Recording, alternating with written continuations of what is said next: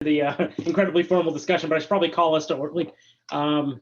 Two of the three of us are here, so we have a quorum. So I'll call it to order at 7:06 as I try to get to my packet. Trustee Stokebrand, Okay. Feel free to continue. I just wanted to make sure we got on the record and recording.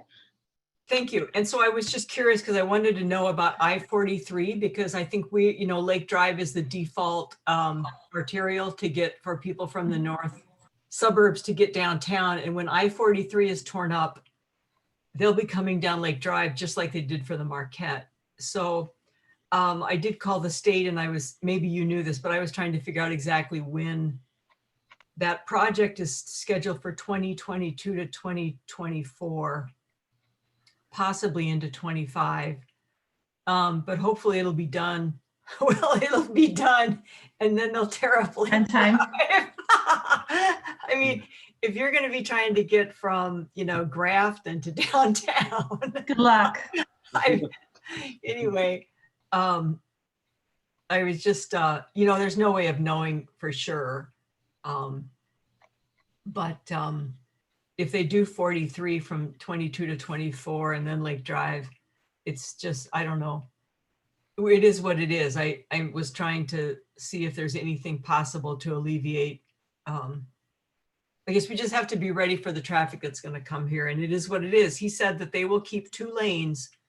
The state DOT project manager, they will keep 2 lanes, northbound and southbound on 43 throughout that project. And that's what they have now. So, it is what it is. It does bow out to 3 lanes, 3 and 4 lanes periodically, though. 2 lanes is that's gonna bottleneck it. I mean, even with 2, it's gonna bottleneck in the morning.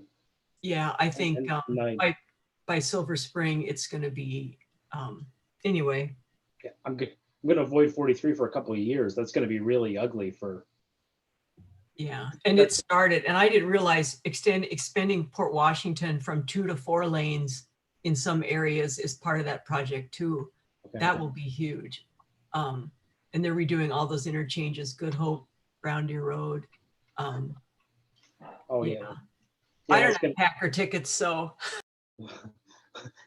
You're completely right though. That's gonna reroute everything to Lake Drive. I mean, that's gonna be between Port Washington and 43. Yeah, everyone's gonna be coming down Lake.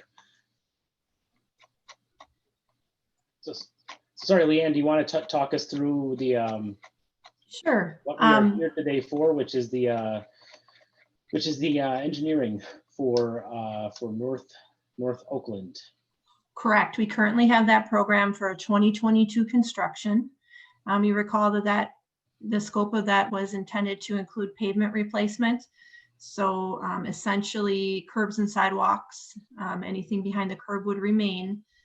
We would be replacing pavement and then also water main and the associated water services, which actually is going to create a fair amount of necessary curb replacement. But the intent is to keep the bulk of the curb in place and focus on pavement replacement. Okay. So we did, you approved an RFP, which was issued. We received 10 responses to that RFP. Those are listed, outlined in your memo. Yeah, they were all over the map in terms of hours and cost. They were. Any insight of what does that tell you about this RFP, Leanne? I'm not exactly sure, to be honest with you, because pavement replacement is fairly straightforward. We have some pedestrian and traffic safety improvements that were proposed as part of the traffic and parking analysis, but none of them were, what I would call significantly,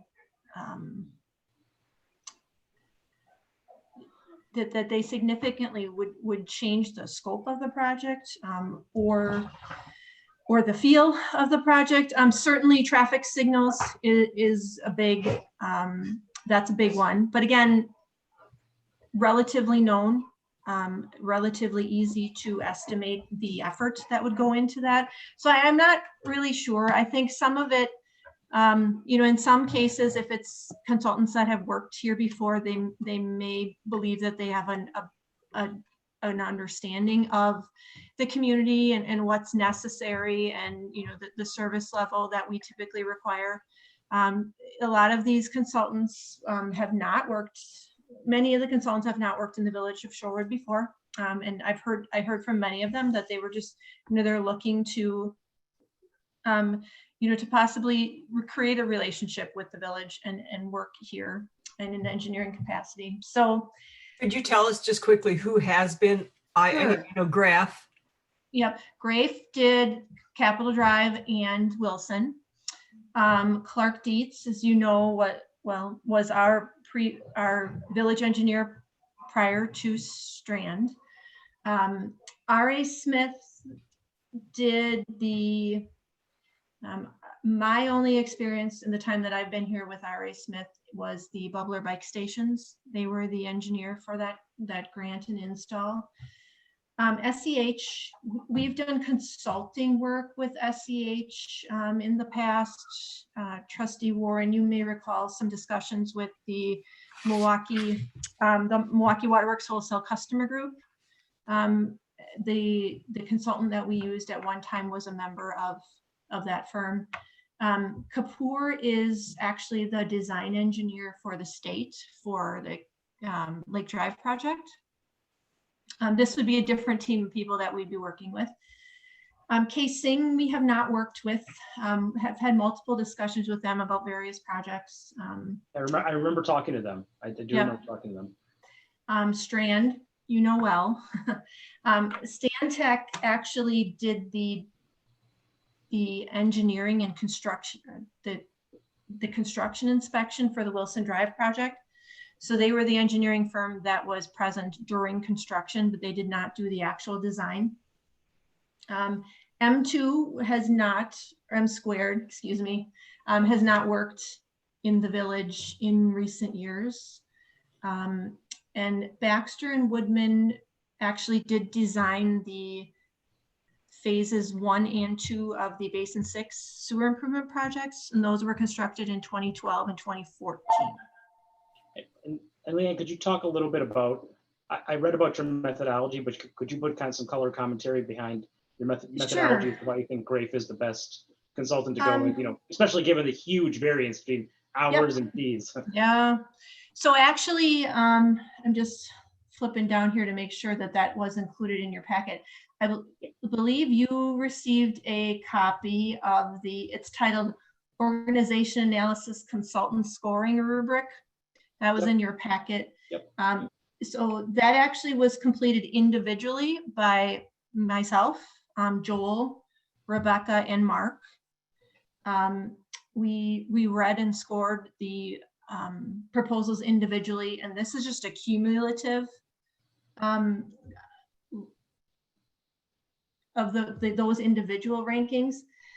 So the RFP included these as scoring criteria. And staff assigned a rank to them. The RFP did not individually rank them, or the RFP did not identify the weighting criteria. It just listed those criteria. So we had the quality and completeness of the written proposal, which we also incorporated within that the consultant's approach to the project. Typically, when we score different proposals, approaches is a big one. It's kind of the window into how the consultant is looking at the project. That's really the one that we use to gauge what we believe to be their true understanding or the completeness of their understanding of the project. Past record of performance, that's fairly obvious, but in this particular instance, what we did was really look at how similar the project examples were. Were the included project examples, more of a rural cross-section highway? Were they maybe they were a more urban, but like a 3 to 5 lane roadway, or were they something very similar to Oakland Avenue, which is 2 lanes of traffic, in a very dense corridor with multiple utilities. So the projects that were most similar to the last description scored the highest. Another of the selection criteria was their qualifications, experience, technical competence, and diversity. The diversity is one that the board added to our selection criteria in recent years. Typically, a firm could only score a 5 in this category if, in fact, the project team that they proposed did have a level of diversity. How do you define that, Leanne? How do you define that? We don't actually have a specific definition. I think everybody applied that in their own way. I can only speak for myself and state that if the team did not have a diversity of gender or diversity of race or ethnicity, then I did not score them a 5, regardless of the other elemental criteria in that grouping. Thank you. Sure. Proximity, actually, I'll tell you with some embarrassment, I don't think that should have been in this one. I think that was a carryover from the engineering proposal that we did for our village engineer. So we rated that relatively low. And then the cost to execute services, obviously, is one of the primary concerns. But we ranked that at about 20%.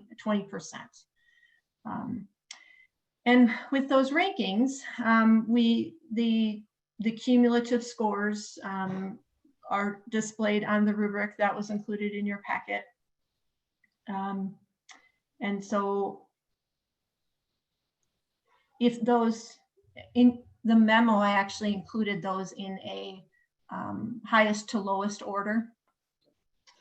And so Grafe did score the highest at 17.9 for a cumulative score. Clark Dietz was very similar in 17.5. And then we had a tie for the third highest ranking with R.A. Smith and SCH, but that was a full point lower. Hey, Leanne, just a quick question. It's it's going to be a high profile project. Redoing Oakland. How do we feel, or how do you feel about Grafe's plans to communicate to the public, involve the public, get input? Because I imagine we're going to hear a lot of commentary on how this is done. So I don't, I've been involved with Grafe in 2 pretty high profile projects.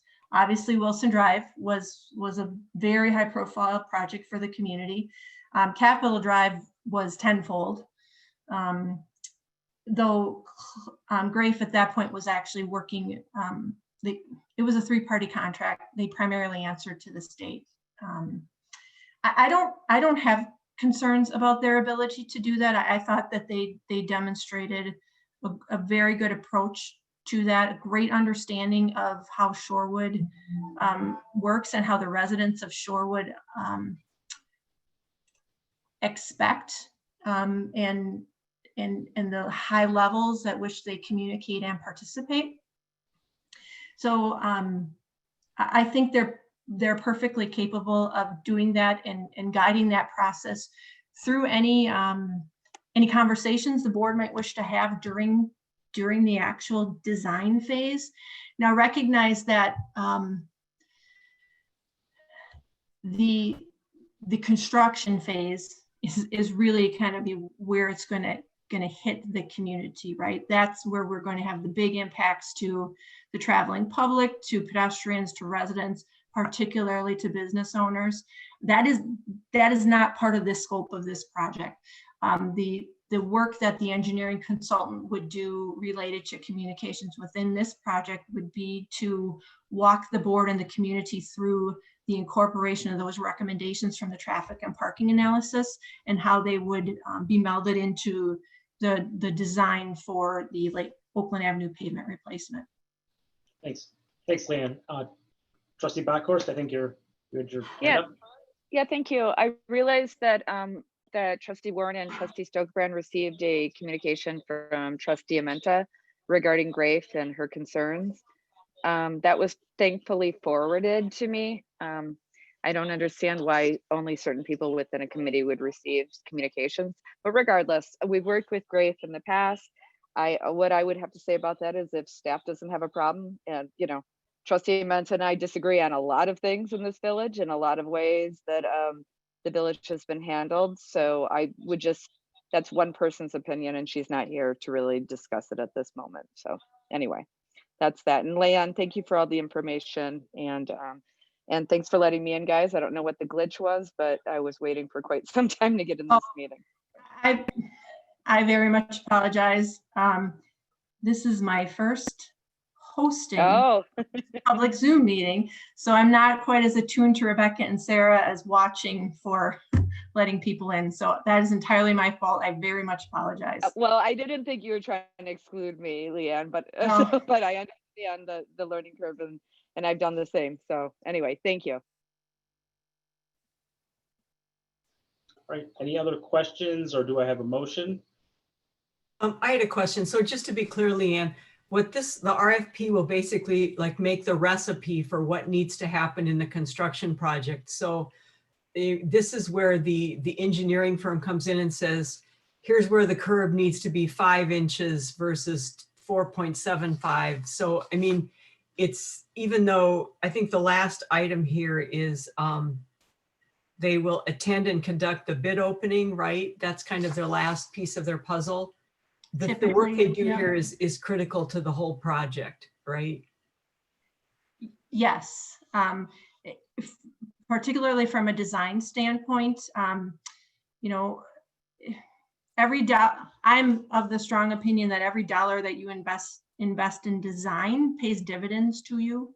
A very tight design, well thought out, will save you money on the construction end. If there's no questions, everything is very straightforward, done very well, very tight, then we typically get both better prices from contractors. There's also fewer questions during construction, and construction questions can often lead to increased prices. So yeah, engineering, very important. Construction inspection, very important. And there's a lot of things that go in that recipe for a good project at the end.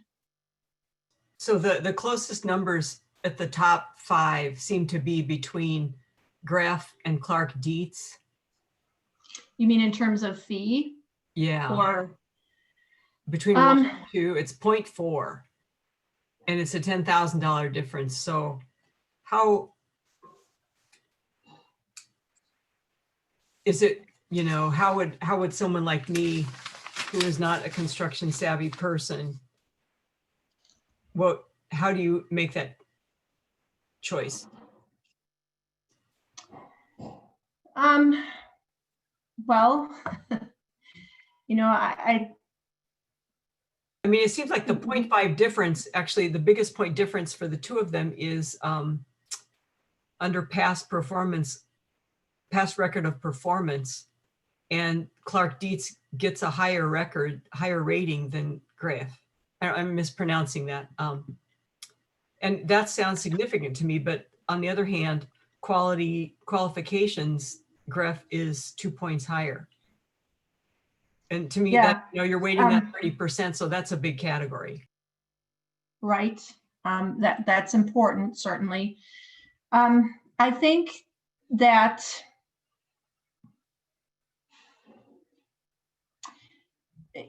to a large extent, rating of anything like this is subjective. We do our very best to provide objective criteria so that you can see how we came to the scoring and the rating that we did. But at the end of the day, there's a human input, and it's very difficult to erase the subjectivity of that. I will say that having worked with both of these firms, the top 2 scoring firms, I have no hesitations about either one.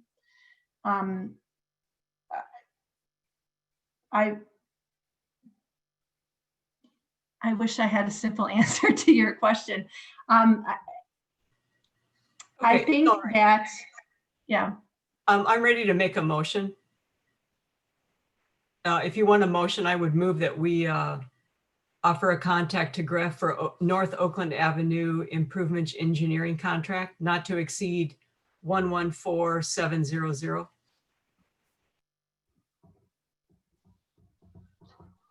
Did you say, sorry, I'm cutting out a little bit. Did you say to offer a contract to Grafe? Correct. For the $114,700 not to exceed. Are we, and Leanne, maybe this is a question for you before, because that, I'm totally on board with taking the Grafe recommendation, but is this to offer the contract or to make the recommendation to the board? this evening, you're making a recommendation to the board to award a contract. Okay, so I will reword my Okay. my motion, withdraw my previous one, and I will move to recommend to the full board for consideration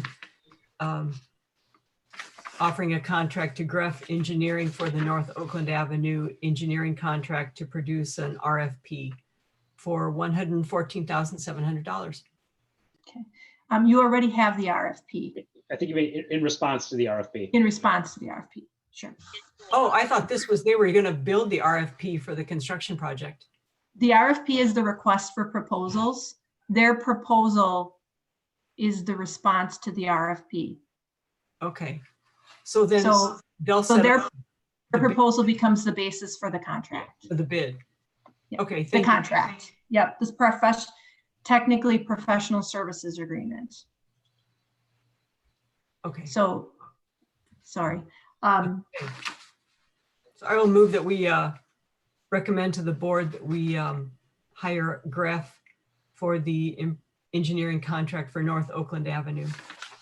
I'll second that. So we have a motion and a second on the floor. Sorry, I forgot I'm chairing the meeting. We have a motion and a second on the floor. Any further discussion? Nope. Okay. All those in favor? Aye. Aye. Aye. Any opposed? Motion carries 3-0. Thank you, everyone. And we are going to get out with 2 minutes to spare. All right, thank you. I'll see you guys on the other On the other line. side.